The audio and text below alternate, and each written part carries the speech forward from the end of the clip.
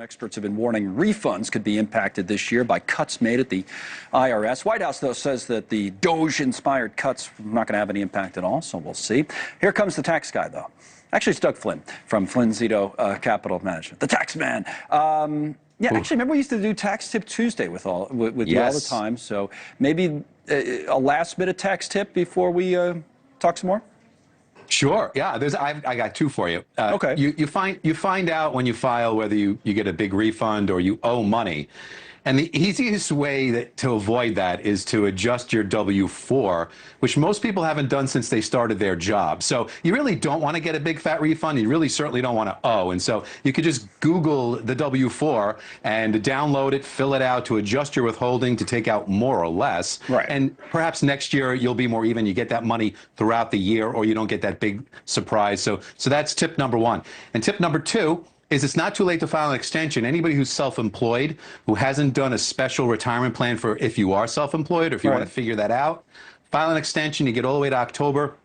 You could still contribute for the prior year as long as you do that contribution before you file. You don't have to wait till October to file, but if you need some extra time, file the extension. That doesn't mean you can pay later. It just means that you can do the paperwork later. Those are good. So look at that if it saves you some money. Those are good. And I always get kind of bothered by people that are bragging about refunds. They say, why'd you want the government holding your money? It's your money. Why are you doing that? So those are good points. I like that first one and the second one. But let me go on the tablet, 5 commonly overlooked tax deductions. We'll make this the last thing about taxes. I want to get you on the markets here. Health insurance premiums, interest, education expenses, cell phone bills, and your meals. So the things people should be paying attention to, I guess, right, to deduct?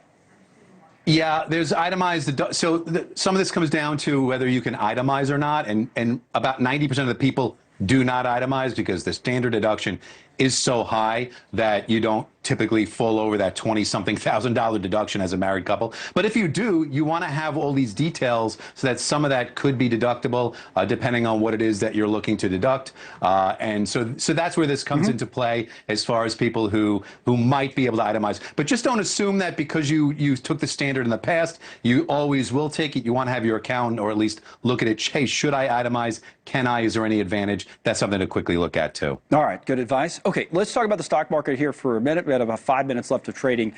Today, a little calmer, I guess, but still up and down. So again, you tell people what to expect, what they're thinking about taxes. Yeah. How are you thinking about the market now that we're settling into? I don't know if this is a new normal or what we're in right now, but how do you look at it?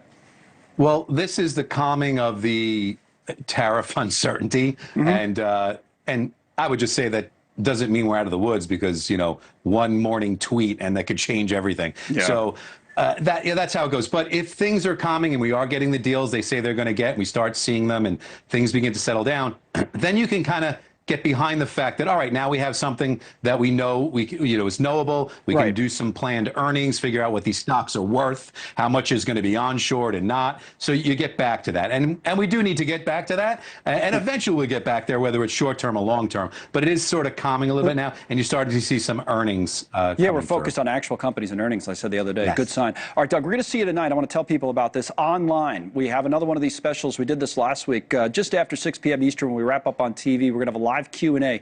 So there's a QR code on your phone. That's it. So save this or do it now, and you'll have it on your phone.